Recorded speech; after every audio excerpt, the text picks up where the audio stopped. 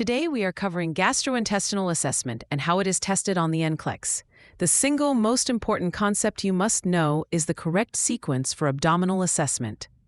The exam will absolutely try to trick you on this. The correct order is inspection, auscultation, percussion, and then palpation. You must perform it in this specific order. A common incorrect answer choice will be palpating before you listen. Palpating or percussing the abdomen can stimulate the intestines and alter your bowel sound findings, leading to an inaccurate assessment. Therefore, you always look and listen before you touch. A great way to remember the sequence is the phrase, "I am pretty prepared." I for inspection, A for auscultation, P for percussion, and P for palpation.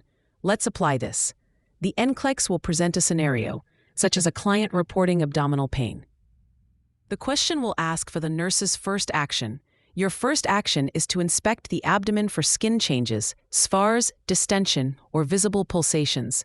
A pulsating abdominal mass could indicate an abdominal aortic aneurysm, a life-threatening emergency.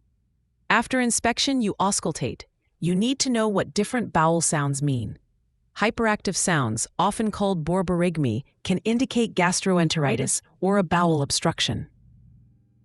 Hypoactive or absent sounds are common after surgery due to anesthesia, but can also signal a paralytic ileus.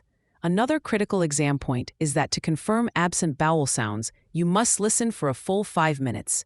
The exam might present a situation where a nurse listens for only 2 minutes and documents absent sounds, and your job is to identify this as an incorrect action. The NCLEX tests your ability to recognize emergencies.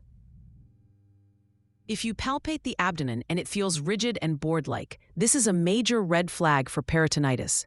This finding requires immediate notification of the healthcare provider. The exam question will be about prioritization.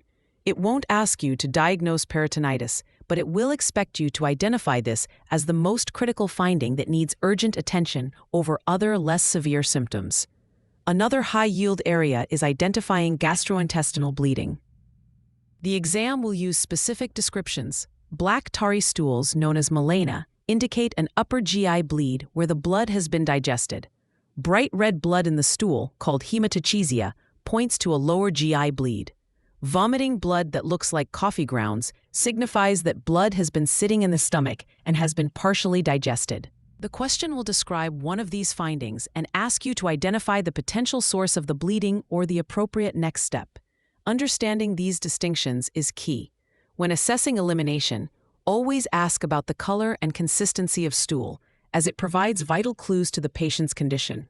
This links directly to nutritional assessment, as a patient with GI bleeding may be anemic and require specific dietary interventions and monitoring of their hemoglobin and hematocrit levels. Don't let the exam trap you by focusing on a normal vital sign when a critical assessment finding like a rigid abdomen is present. Always prioritize the most life-threatening sign.